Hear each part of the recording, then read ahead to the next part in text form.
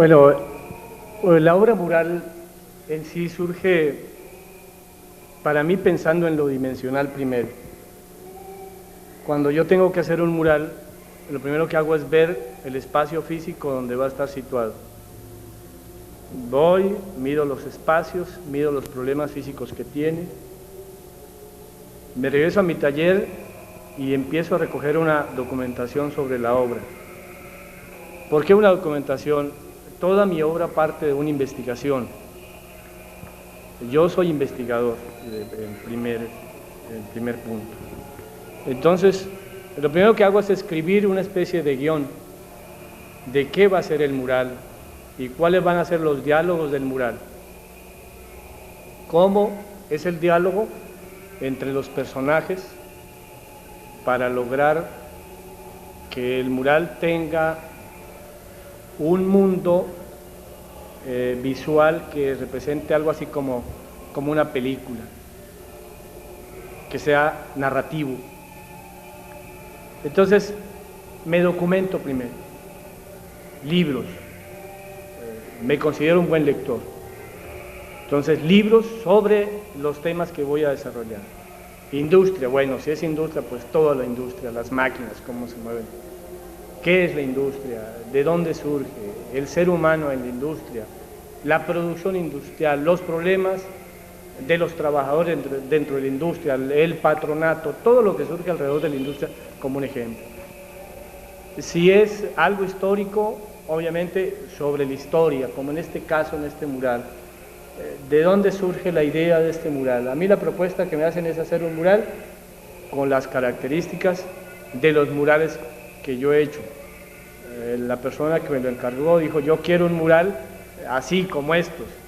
Él me dice, yo no sé de muralismo, pero a mí me gusta esto y quiero una obra así. Entonces yo le digo, a mí me gustaría que usted viera y que me dijera, ¿qué quiere que le haga? No, hágalo a su gusto. Entonces digo, bueno, voy a hacer algo histórico y le digo, le comento, quiero hacer algo histórico que le puede servir o que le va a gustar o algo.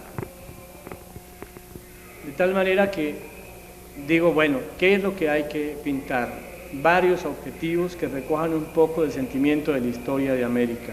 Rápidamente, abuelo y pájaro, me entro en la conquista, me voy a la colonia, paso un poco por la independencia y me disparo en los hechos sociales del momento en América Latina. ¿Cómo surgen estos personajes? Ellos surgen en mi mente precisamente recreando elementos de la historia y los diálogos que yo voy encontrando para mí mismo a través de los libros que yo leo, a través de la documentación y a través de las vivencias que tengo en pasados y en presentes todos los días de los sucesos de la vida misma, de los sucesos del mundo, o sea, ¿qué le pasa a la gente? Muchos personajes en mi obra no son personajes de un hecho del pasado, sino muchos son del presente, aunque puedan estar desnudos y con cadenas y con cosas, ¿no? Son parte de una vigencia, de una realidad de toda la América, porque la América en sí todavía no ha sido rescatada verdaderamente, ni equilibrada como países verdaderamente soberanos ante el mundo. Siguen teniendo las presiones de las grandes potencias, siguen teniendo las problemáticas para su vida y para su desarrollo, y entonces cada vez que me encuentro un hombre encadenado y un personaje, a lo mejor me gusta, por ejemplo, los pies, no les pongo muchos zapatos.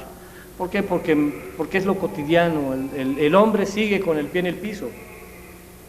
El ser humano ha cambiado su estructura universal relativamente. Tenemos vehículos, tenemos aviones, nos vestimos de diferentes maneras, pero seguimos siendo los mismos de hace 200, los mismos de hace 500, los mismos de hace 1000 años. Hoy quizás más desalmados, terriblemente más deshumanizados, violentados por todas las cosas sociales. Entonces todo esto influye en la obra para crear un mundo de personajes y un diálogo interno entre ellos. En este caso, que es un lienzo grande, para crear el ambiente del mural y que no sea un cuadro en sí, recurro a estructuras espaciales geométricas que voy desarrollando en la obra linealmente para que cada personaje se meta dentro de una estructura espacial y juegue con los demás en un diálogo continuo, como si fuera una marcha de una huelga o una marcha de gentes o cosas así. Entonces el mural empieza a caminar, él empieza a moverse y empieza a decir cosas, porque cada uno de estos personajes va diciendo algo que a los demás, seguramente todos están en un diálogo permanente por su acción. Los que no tienen la boca abierta, en su misma acción está la expresión y van concretando un hecho político y social seguramente.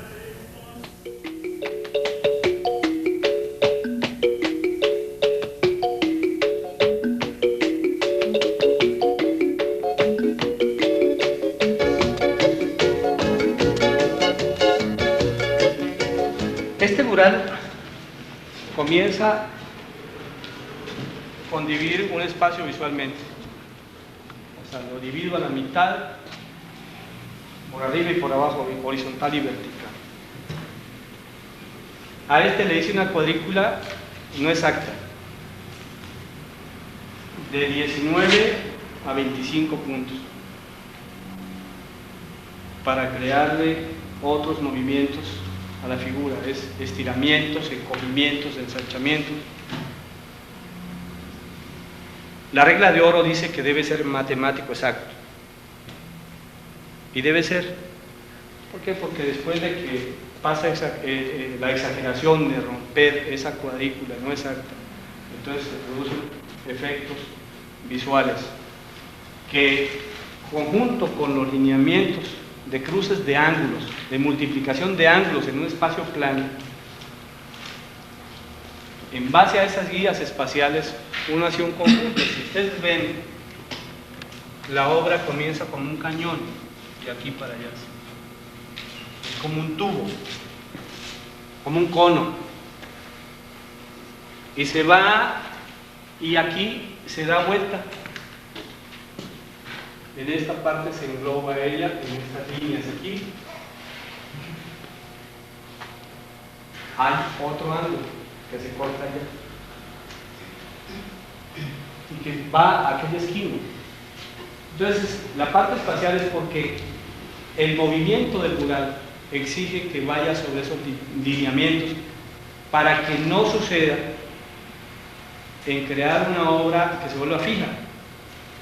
Si ustedes ven las figuras y las analizan desde todo punto de vista, cómo se mueven en el espacio, ustedes verán que hay cosas aquí, ese pie mismo, esta figura, se comienzan a mover, cambian de ángulo, de aquí para allá, allá para allá.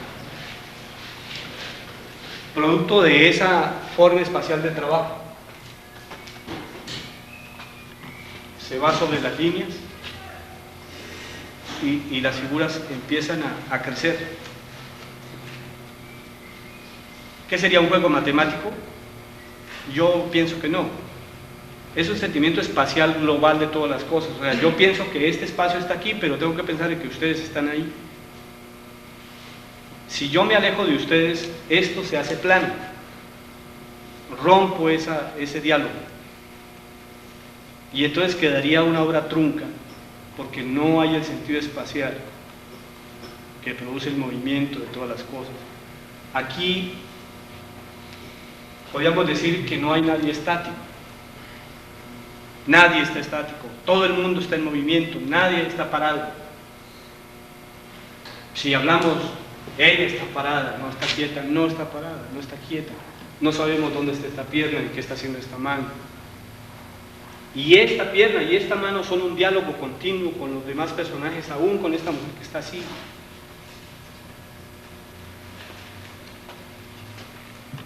Estos mismos, cada uno es parte de una acción espacial que conduce allá, pero que de allá luego se regresa. Efectos visuales, diría yo, que tendríamos que incluso comprometerlos en un trabajo plástico, objetivo. Es decir, vamos a hacer un trabajo todos, vamos a hacer toda una estructura geométrica para crear un mural.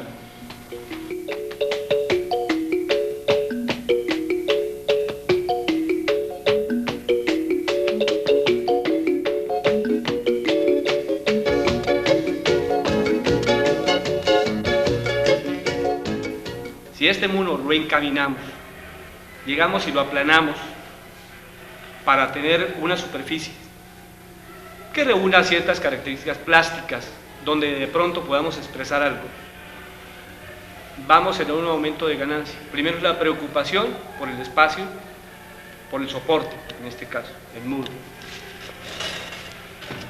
Y luego porque surgen las ideas para concebir una obra no personal. El muralismo no puede ser una obra individual, porque entonces tú tienes que pintar tus emociones para obligar al resto de los espectadores y al resto del mundo a que piense como tú. Cuando digo mi obra y me encierro en mi obra, es exactamente igual que pensar que yo le digo a un arquitecto, quiero que construyas mi casa. Y entonces el arquitecto construye una casa pensando que él va a vivir ahí. No, el que voy a vivir soy yo con mi familia. Y él construye una casa pensando en un sistema arquitectónico, en un sistema de fuerza motriz que él desarrolla para su mundo, pero no para el mío. Entonces, cuando alguien construye una casa personal, él dice, bueno, mis necesidades son estas y estas, yo necesito tantos baños, tantas recámaras, tantas cosas, y entonces hace un lugar donde él vive. En la obra plástica sucede más o menos parecida en la parte del muralismo. Se pinta para un pueblo, para una comunidad, para una sociedad, para un mundo. Eso le hace un carácter diferente en el sentido visual. Pero luego cuando vas a por qué llenar un espacio de cosas y elementos. ¿Por qué? Porque el muralismo es la única obra plástica que te permite, primero, una integración plástica, arquitectónica y didáctica, donde empiezas a relatar y a conformar ideas alrededor de un proceso que no tiene que realmente ser histórico, porque este es un mural histórico, pero el muralismo no tiene que ser realmente histórico. El mural tiene que ser didáctico, plástico y arquitectónico global, donde se encierren todos los lineamientos arquitectónicos espaciales para que cumpla una función. Entonces, no cualquier espacio. Yo siempre me he dicho que una cosa es pintar un muro y otra cosa es pintar un mural. Un muro yo lo puedo llenar de cosas y de elementos, pero no tiene una función en ese sentido que hablábamos ahora.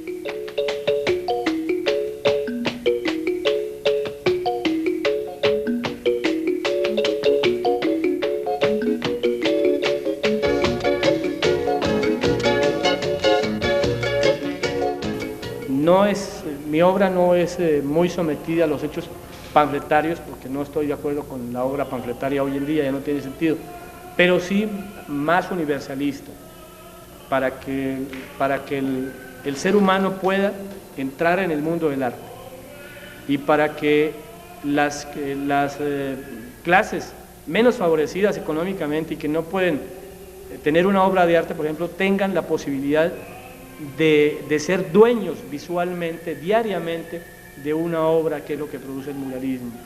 La obra de Caballete cada quien se la lleva a su casa, la guarda.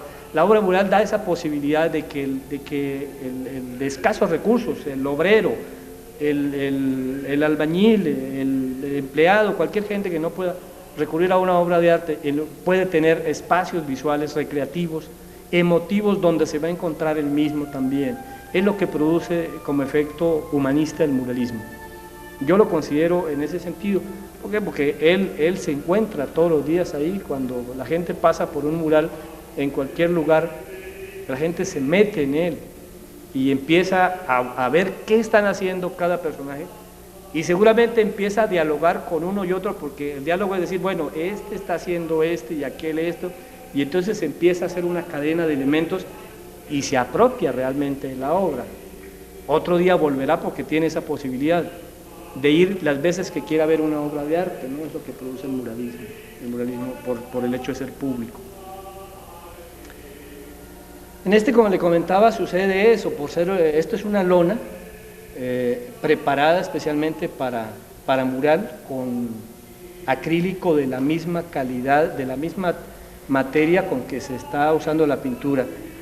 Cualquier otro elemento haría que sea una obra con mínimas posibilidades de mantenerse perdurable. porque tiene problemas ambientales todas las materias hoy en día, las mismas esculturas, las lluvias ácidas, el ambiente, todos los problemas psicológicos que hay, golpean un mural, y en este caso a una lona, un lienzo sería mucho más grave. Entonces recurro a materiales que he usado para muros. Estos materiales están hechos para muros a la intemperie, para muralismo a la intemperie. Yo lo estoy metiendo en esto que le va a dar mayor resistencia a la obra y la va a mantener, no sé, hasta que se rompa, que será lo único. Sin embargo, hoy hay magníficos restauradores y entonces no hay problema con la obra. La otra parte son los muros fijos, que es diferente técnica, porque los muros fijos hay que hacerles aplanados nuevos. Si están aplanados hay que tirarles los que tienen y volver a hacer aplanados que tengan las características del muralismo para que se sostengan como una obra perdurable. Y en cada caso específicamente se utilizan diferentes técnicas. Hoy, por ejemplo, lo del fresco, yo no lo uso mucho, casi no se usa tampoco, por los problemas físicos que tiene el fresco en los movimientos telúricos, y porque tiene problemas por las humedades de los edificios, salitres y cosas que lo atacan. Sin embargo, el fresco sigue siendo pues la riqueza del arte universal, ¿no? De las culturas mismas precolombinas que lo usaron también. Entonces estoy usando una técnica que no es mía, es una técnica desarrollada por el muralismo mexicano, por artistas mexicanos, y que cada uno lo hemos hecho evolucionar de diferentes maneras y la hemos aplicado con diferentes técnicas y diferentes formas de trabajo. En este, que es tela, hay otro que instalé el año pasado en la ciudad de Tijuana, en la frontera de México con los Estados Unidos. Ese mural está hecho sobre placas de triplay y está preparado como si fuera un muro, con las mismas arenas, con el enequén y con el mismo pigmento de un muro. Sin embargo, yo mismo desarrollé una técnica para preparar esas maderas hace 6 años en un mural que hice en la delegación Milpalta, un mural de la biblioteca de la Secretaría de Educación Pública. Y entonces hice una pared de madera y la preparé con un aglutinante de una resistencia más alta que el cemento, y plástica, porque el cemento al fin de cuentas solo le mete el cincel y vuela el tajo, pero esta, por el hecho de ser plástico, se compacta, entonces el pincel rebota, a menos que se corte, y dio un gran resultado. Con esa misma materia está hecho el mural de Tijuana, y con estos mismos elementos de colorantes.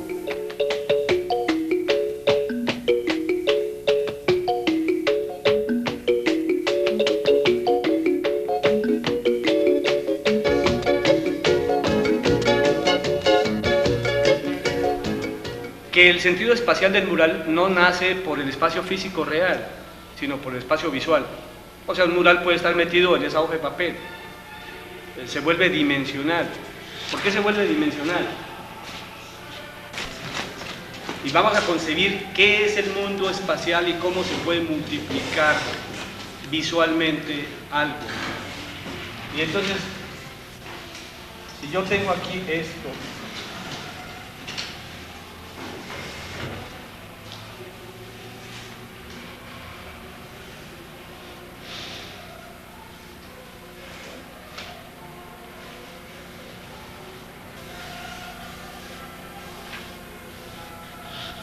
la idea visual es romper con ese espacio solamente por medio de líneas que produzcan los efectos como esto, que sería la mano metida en un mural, se multiplicaría visualmente 5 veces. Esto que produce que esta figura que está arrodillada, estirada,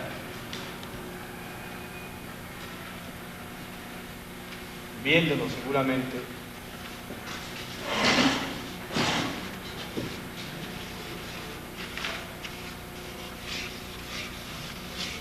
produzca efectos visuales que se pueden salir y que aquí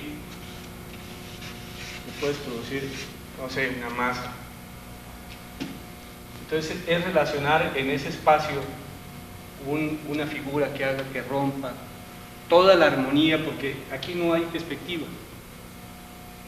No se usan las perspectivas, se usan nada más ángulos de rompimiento y es multiplicación de espacios para producir efectos visuales, que son, a veces, se convierten en transformaciones físicas. Uno dice, bueno, de pronto es que el dedo no funciona así. El dedo puede estar volteado por otro. No sé si recuerden ustedes algo de los persas.